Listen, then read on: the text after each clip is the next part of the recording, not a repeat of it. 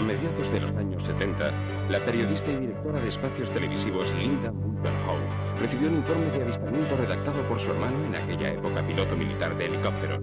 Fue entonces cuando empezó a investigar un misterio inexplicable, el de las denominadas mutilaciones de ganado, constatando enseguida una conexión entre la actividad ovni y este misterioso fenómeno. Una noche, era octubre de 1975, me encontraba escribiendo un tratado médico cuando recibí una llamada de mi hermano. Estaba bastante alterado y las primeras palabras que salieron de su boca fueron: Linda, un ovni ha aterrizado aquí, en la base militar. Pocas veces le había oído hablar con tanta vehemencia. Era piloto de helicópteros destinado en la base de la Fuerza Aérea de Mount Strong, en las cercanías de Great Falls. Esa tarde se había celebrado una fiesta en su unidad, cuando de repente en la base sonaron las sirenas. Era una emergencia que fue sencillo localizar mediante los sensores electrónicos en la instalación misística de Mount Strong, denominada KO-7.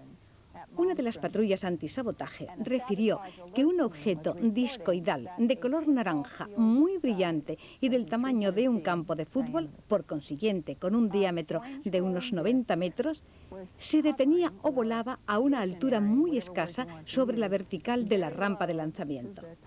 El objeto irradiaba una luz muy fuerte, más intensa que la del día. Mi hermano dijo que los jefes del equipo antisabotaje mantuvieron una discusión con el mando, que quería que se acercaran al objeto, del que se hallaban a una distancia de unos 400 metros, y le respondieron: ¿y por qué no vais vosotros? De hecho, simplemente este tipo de insubordinación da ya que pensar. Era evidente que en la rampa de lanzamiento estaba sucediendo algo muy serio. Despegaron entonces unos aviones de reacción para la interceptación, pero cuando llegaron a la posición del objeto naranja, este desapareció. El equipo de alerta de la base dijo: sabemos que tiene que estar ahí, insistid, pero los aviones no lo veían, y en cuanto se retiraron, el objeto apareció de nuevo. Empezó a elevarse y fue localizado por los radares hasta los 200.000 pies. Al día siguiente, cuenta mi hermano, la rampa de misiles fue inspeccionada y se encontró que el código computerizado de la cabeza de ese misil para el lanzamiento sobre objetivos prefijados en distintas partes del mundo había sido modificado. Al día siguiente, cogieron el misil y lo sustituyeron por uno nuevo. En el mismo periodo, en los alrededores de la base, algunos ganaderos encontraron reses mutiladas.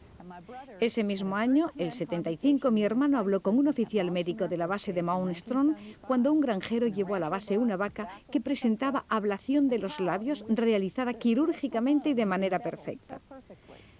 El doctor confirmó que los tejidos del animal habían sido drenados de sustancias hermáticas hasta tal punto que lo que quedaba de sangre no era rojo sino blanco rosáceo, lo cual para él, médico aeronáutico, resultaba inexplicable.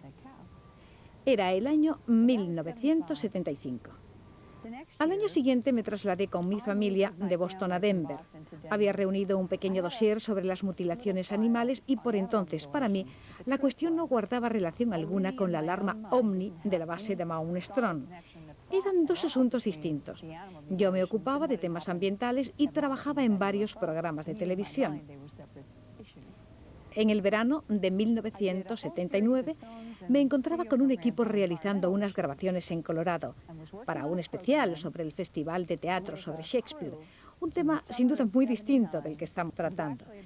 Mi operador de sonido estaba hablando de los casos de mutilaciones que se estaban registrando en esa región del oeste. Enseguida me di cuenta de que las páginas de los diarios estaban llenas de este tipo de noticias, por lo que decidí investigar más a fondo.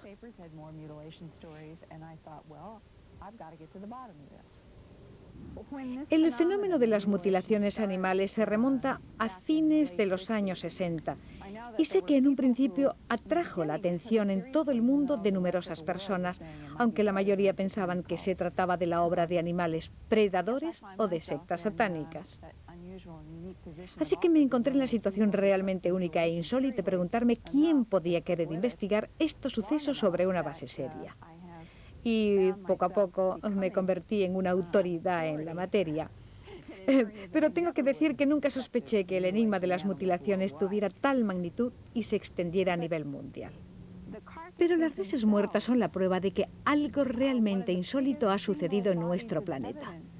Las mutilaciones han seguido llenando mis informes año tras año. Empecé a ocuparme seriamente del tema en 1979-80, cuando grabé el documental A Strange Harvest, mostrando una cosecha. El fenómeno era ya de alcance mundial y ha seguido siendo a lo largo de los años 80. Y hoy que estamos en los años 90, tengo precisamente aquí, ante mis ojos, un artículo de la Associated Press, Mutilaciones de ganado aún sin explicación. La fecha es 19 de agosto de 1990. El periódico es el Sunday Post de Vicksburg, Mississippi. El hecho ocurrió en un pueblo de Mississippi llamado Guntown. Hablé con Meg Gillan, el veterinario de Guntown. Leo en el periódico: una mula de casi 220 kilos fue encontrada a inicios de junio con la oreja izquierda amputada y 46 centímetros de piel de la parte izquierda de la caja torácica totalmente extirpada. Donde antes estaba la piel, le había sido practicado un orificio que llega hasta el corazón del animal. El veterinario dijo que podía mirar dentro de la caja torácica y que había visto un agujero justo en medio del corazón. ¿Nuestra tecnología puede hacer este tipo de cosas? Quizá el láser. Quizá el láser. Pero la cuestión es, ¿qué circunstancias pueden haber impulsado a uno o más exponentes de la comunidad humana a ocuparse de una mula con una técnica láser en Guntown, Mississippi? Los láseres modernos podrían haber hecho algo así, por ejemplo, los militares. Pero el fenómeno comenzó en 1967. En aquellos días, el rayo láser se estudiaba aún en laboratorio. Pero vuelvo a esa yegua hallada en el sur de Colorado, en septiembre de 1967. La llamaban Snippy, aunque su verdadero nombre era Lady. Le habían extirpado la carne del cuello y los huesos eran blancos, como si aquella yegua hubiese estado expuesta al sol durante meses.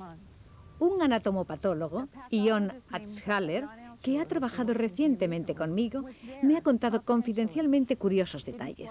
Los principales órganos internos de la cavidad torácica de la yegua hallada muerta en 1967 habían desaparecido.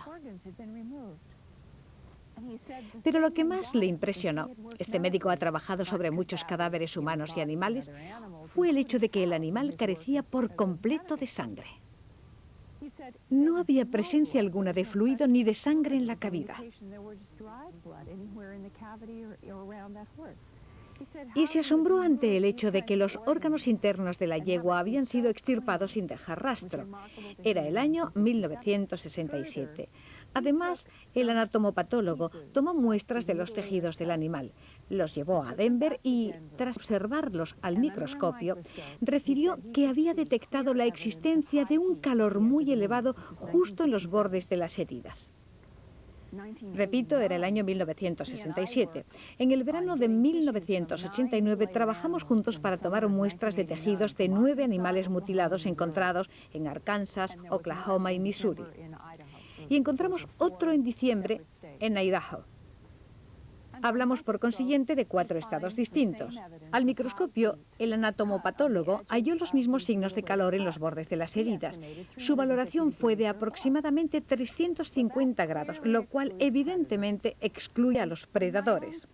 He intercambiado opiniones en diversas ocasiones con representantes de la ley a propósito de las mutilaciones y los cultos satánicos, pero todavía no he conocido a ninguno que, en privado, admita que la responsabilidad de estos hechos deba atribuirse a los ritos satánicos. Porque es verdad que ha habido intentos soterrados de atribuir las mutilaciones a los ritos satánicos, o quizá alguien ha proporcionado en algún momento información sobre sectas que realizaban estas prácticas ocultistas. Pero estamos hablando de hechos ocurridos en Canadá, en Estados Unidos, en México, América Central, en América del Sur, en Australia, en Puerto Rico, en Canarias, en África, en distintas zonas europeas. Quiero decir, esta es una operación de alcance mundial y en todos los casos los animales han recibido un tratamiento esencialmente analógico. Siempre los mismos órganos extirpados, orejas, ojos, los maxilares siempre seccionados de la misma manera y en el interior todo extirpado. Estamos hablando de huesos perfectamente limpios en animales que están todavía calientes al tacto. La lengua ha sido siempre seccionada en vertical hasta la garganta. Los genitales han sido en general extirpados mediante una incisión oval. Y las mamas de las vacas con cortes cuadrados u ovales. Toda la mama o solo algunas partes de ella o variantes de esta índole. Y el recto vaciado. Este es el escenario de las mutilaciones. Y ningún indicio de sangre fluida. La sangre había sido drenada. Esto sucedía en los años 70. Veterinarios y personas con conocimientos médicos han examinado algunos de los animales y han constatado, observando los tejidos, especialmente los musculares, que la sangre había sido extraída tan minuciosamente que la carne se había tornado de un color rosa pálido. En los años 80 presencié numerosos hallazgos de animales mutilados y he hablado con gente que los ha estudiado y los resultados son variables. El tejido muscular de algunos animales es rojo, mostrando evidencia de la presencia de sangre. Sin embargo, en las incisiones, practicadas con una precisión extrema, no hay restos de fluido. Todo ello induce a pensar que algo realmente insólito ha ocurrido en los puntos donde se han efectuado las operaciones. Y por otro lado, ¿cómo ha sido extraída la sangre de estos animales? ¿Cómo ha sido posible no hallar resto alguno de líquidos? En 1989, en una granja de Arkansas, se encontraron 5 vacas, todas en fila y todas mutiladas. Una de ellas, todas estaban preñadas, presentaba en el abdomen una herida muy limpia de un rosa muy pálido. La sangre había sido completamente extraída. Había un agujero en el abdomen de esta vaca, por el que salía parcialmente el feto del ternero aún en el saco embrionario. Se podía ver a la vaca con el feto mitad dentro y mitad fuera de su cuerpo. Y cuando el granjero vio esta escena increíble y horripilante, llamó a las autoridades y al periódico local. Jim Williamson, el director del Little River News de Ashton, Arkansas, envió a una periodista con cámara de fotos. Fue la primera en llegar, unas 5 horas después de que fueran hallados los animales. Fuera del saco embrionario, el suelo donde se encontraba el ternero estaba totalmente seco. Pero lo realmente sorprendente fue que, al agacharse para tocar el saco y para tomar unas fotografías, se dio cuenta de que tampoco en el interior del saco había resto alguno de líquido. El líquido amniótico se había evaporado completamente. Estos sucesos han desconcertado a muchas personas. Estamos hablando de cosas que pasan desde hace más de un cuarto de siglo. El fenómeno es de alcance mundial. Se ha desarrollado durante décadas y nadie ha sido nunca detenido por estos delitos. Las mutilaciones y las inexplicables operaciones quirúrgicas efectuadas sobre el ganado continúan todavía hoy en todo el mundo.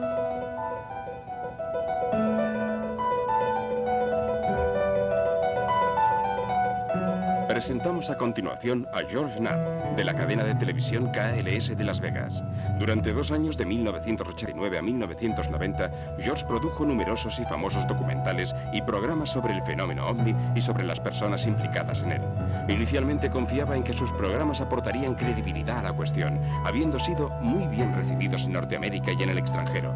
Los 2 vídeos, UFOs, The Best Evidence, primera y segunda parte, son aún muy solicitados en el mercado de videocintas pirata. Sin embargo, después de tratar el tema de los ovnis y entrar en contacto con los defensores de esta cuestión, el optimismo de Knapp se convirtió en pesimismo, sobre todo debido al sector fanático de los ufólogos. Algunas de las informaciones son muy preocupantes, cambian tu forma de ver las cosas. Tu forma de vivir cambia cuando te das cuenta de lo que está sucediendo. En cierto sentido, pienso que el gobierno tiene razón. Me explico.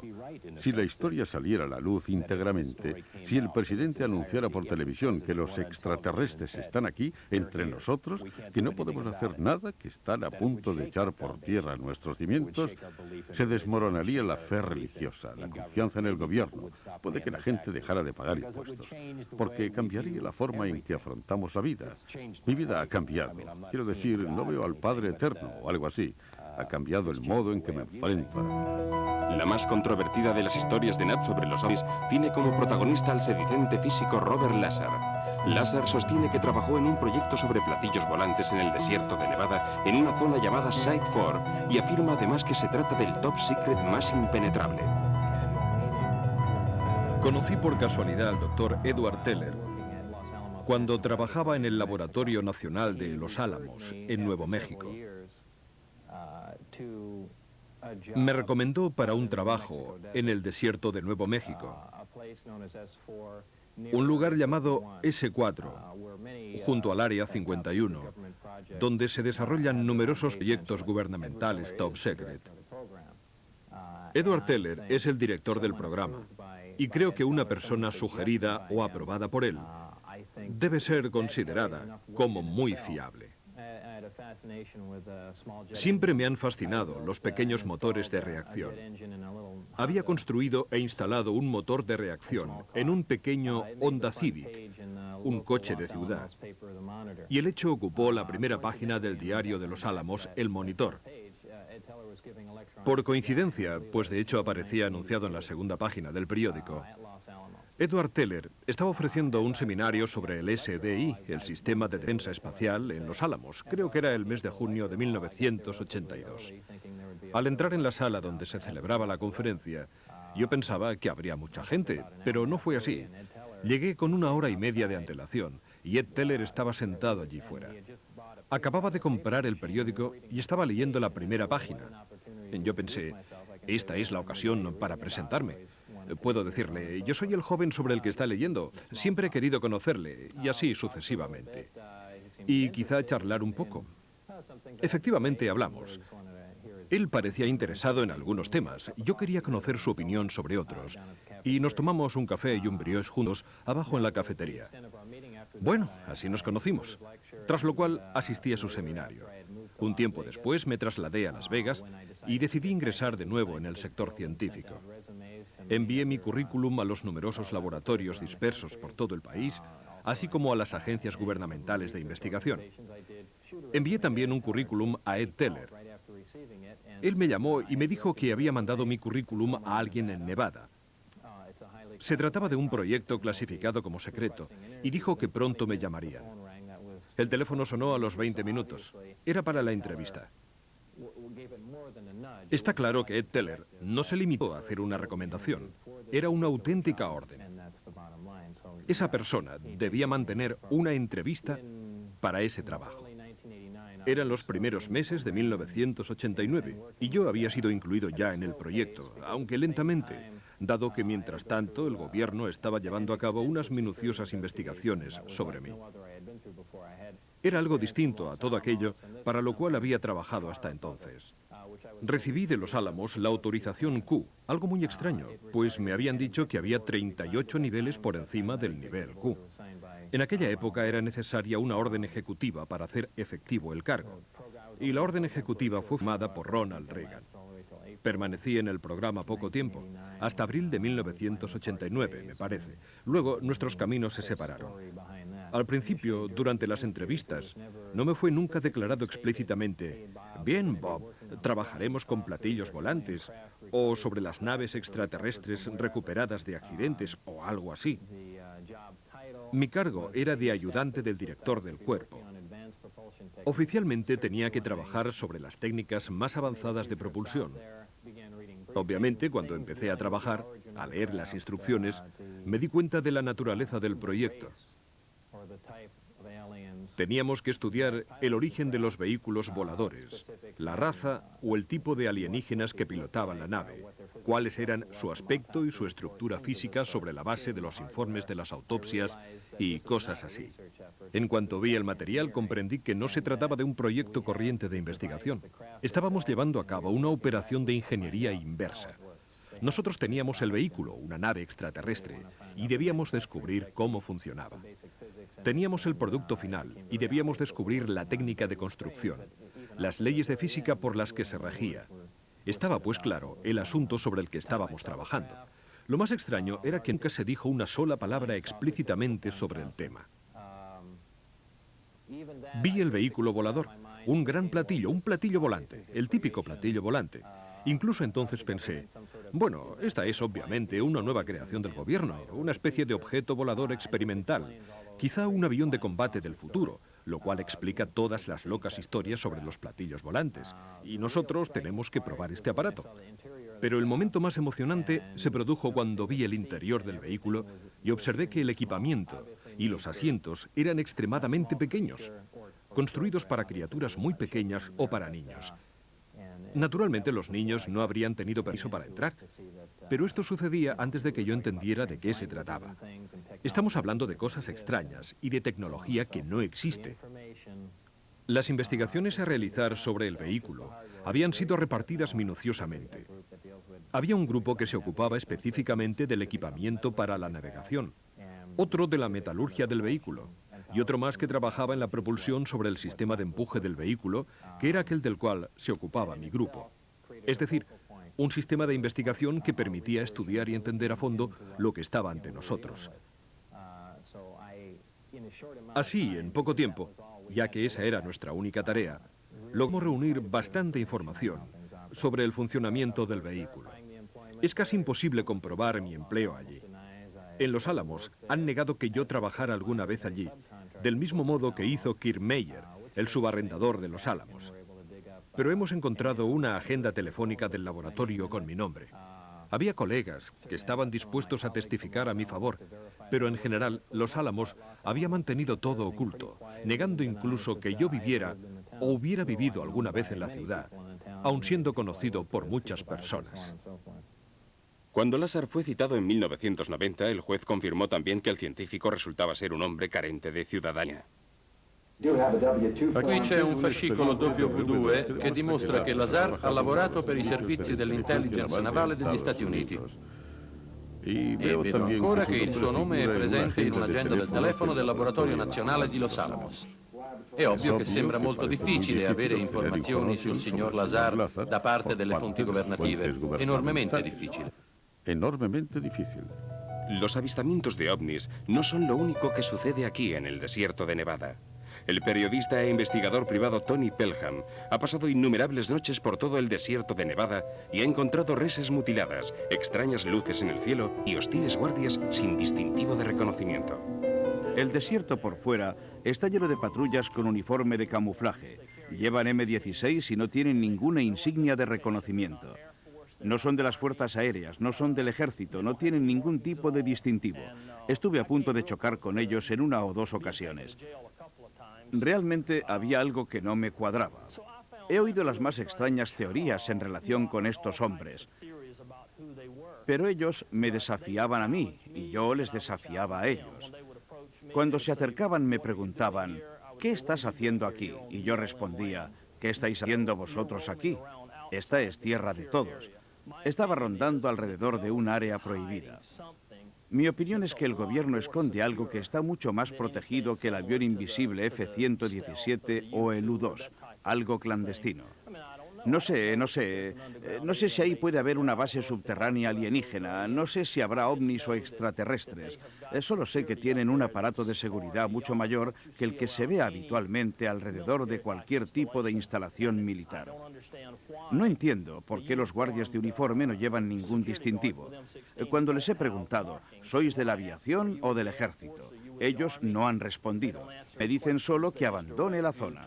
Las patrullas me han cogido y han llamado al distrito de policía del condado de Lincoln en 3 ocasiones.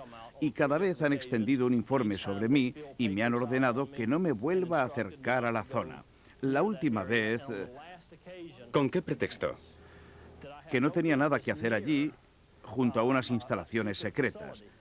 Yo he explicado que estaba a más de 1 milla de la base, que me encontraba en un territorio libre.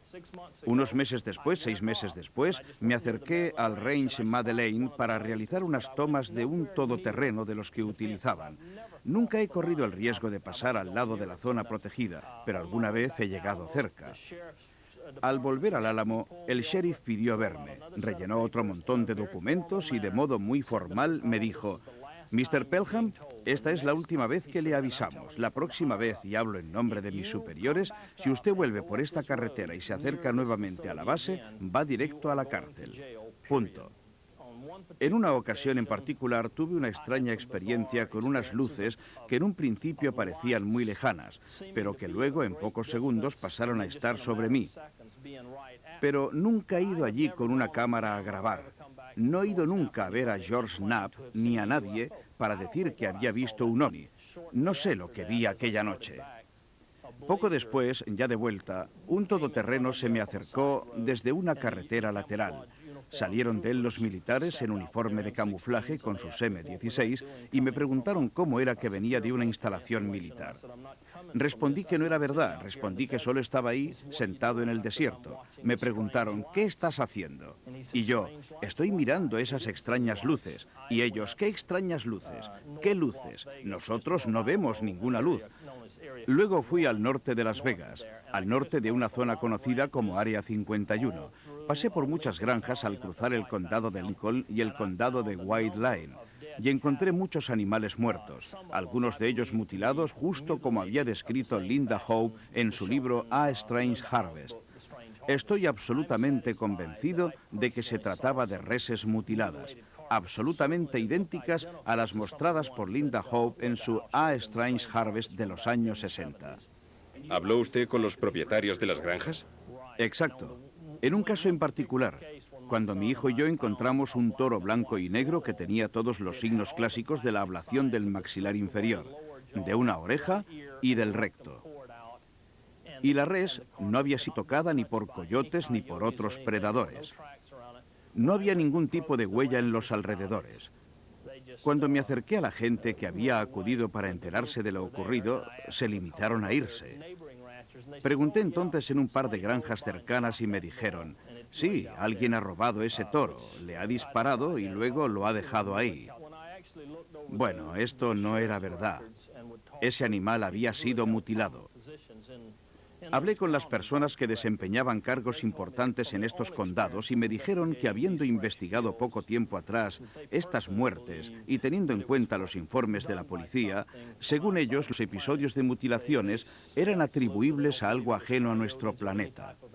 Dijeron que no creían en absoluto que se tratara de coyotes o de algún otro animal y que no había ninguna huella. Es imposible que alguien se pueda acercar y pueda llevar a cabo este tipo de mutilaciones sin ser visto ni detenido. Como poco deberían existir huellas. Y luego está el hecho de que se hayan producido miles de mutilaciones de esta índole en todo el país y que ni tan siquiera una haya sido explicada. Ni una sola oficina de policía ha resuelto un caso. Es así.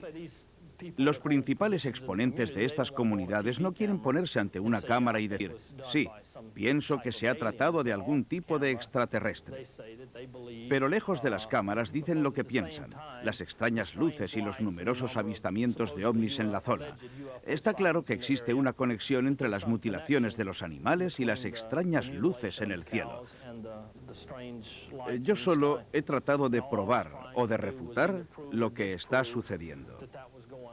Y en lo que a mí respecta, estoy seguro de que las vacas han sido mutiladas por algo que nadie ha sido capaz hasta ahora de explicar. Nos quedamos pues con la impresión de que el enigma de las mutilaciones animales, aún hoy totalmente inexplicable, tiene conexiones específicas con manifestaciones alienígenas en nuestro planeta. Una presencia alienígena que podría contar con el encubrimiento del gobierno estadounidense. En nuestra próxima cita trataremos de analizar esta increíble posibilidad, afrontando los misterios del Área 51.